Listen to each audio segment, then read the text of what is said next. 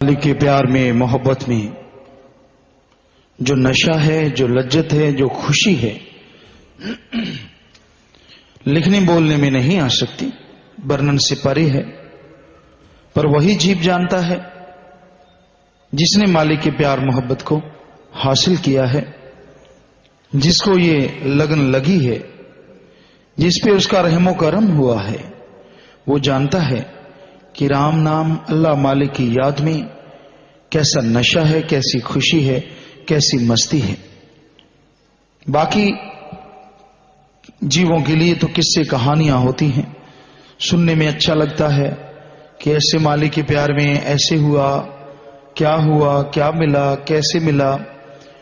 बस उनका मकसद एक कहानी की तरह सुनना, और अच्छा लगा तो ठीक है, ना लगा तो भी चुप।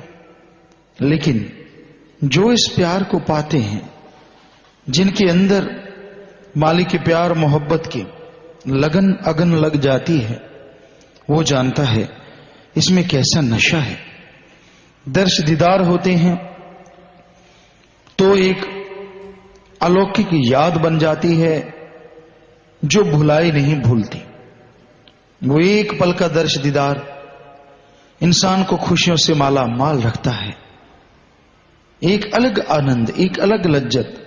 सुबह उठता है, रात को सुमरण किया, चलो इतना नहीं कर पाया तो सपने में ही सही मालिक का रहमो करम हुआ, तो सुबह उठता बड़ा फ्रेश अपने आप को महसूस करता है और उस बात को ताजा कर करके खुशी अनुभव करता रहता है कि हाँ भाई, रात ऐसा हुआ, ऐसा अनुभव हुआ, ऐसा मिला, ऐसा नजारा आया, ऐसी लज्जत आई, और वो उसके लिए तड़प भी बन जाती है। क्यों नहीं और मालिक दर्शन दे, नूरी स्वरूप हो, या फिर कि दर्शन हो, सुमरण में हो, प्रत्यक्ष में हो।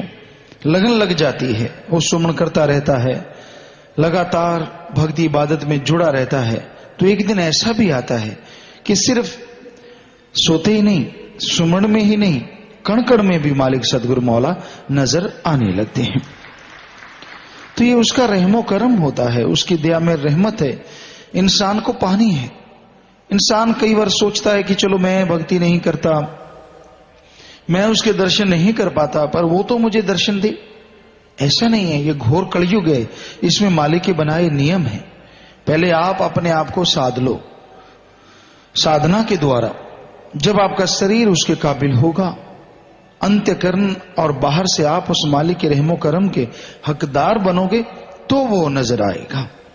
उसको कोई वादे नहीं है, लेकिन उसके खुद के बनाए असूल हैं कि जब जीव का ध्यान ही कहीं और है, ख्याल ही कहीं और है, मालिक की तरफ ध्यान ही ना हो, अपने मन की मटर गश्ती में मस्त हुआ रहता है, तो कैसे मालिक दर्शन दे भी देगा तो कौन सा उसे एहसास होगा?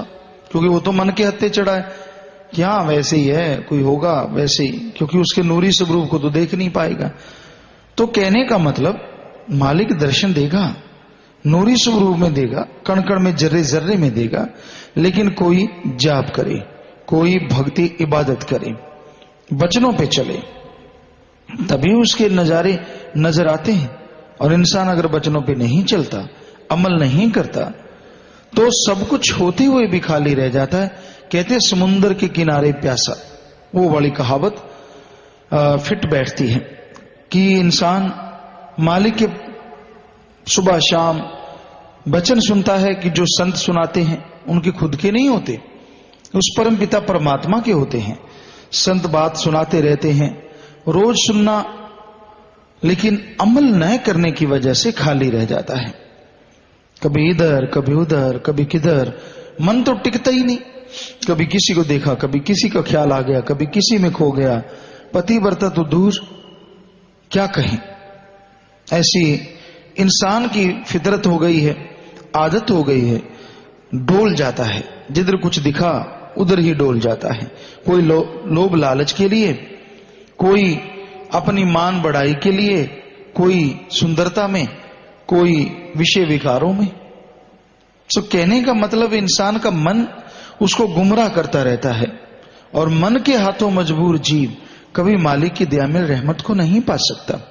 मन से लड़ो, सुमरण करो, विचार आते हैं, कोई बात नहीं, रात को सुमरण कर लो, प्रार्थना जरूर करो कि आए ना, लड़ो मन से, जलेबियां ही ना खिलाते रहो।